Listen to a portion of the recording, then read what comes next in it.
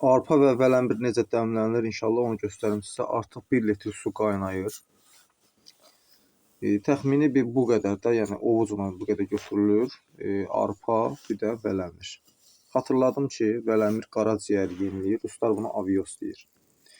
Yeniləyir, şəkəri salır, öd yollarını təmizləyir, oynaqlara çox gözəl təsir eləyir.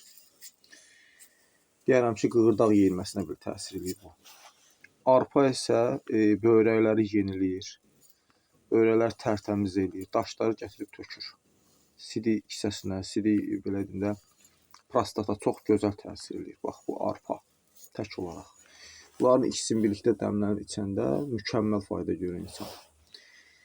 Kiloqramın hərəsinin təxmini 1 manat zad olur. Yəni hərəsindən 1 manatlıq alsaq bəsinizdir. Bismillah, getdik. Demək, Allahın izni, ey Rəbbim, bizə bundan şəfa ver. Bax, belə deyin hər zaman. Tökürük. Arpa getdi. Bir də vələmir. Avios yəni.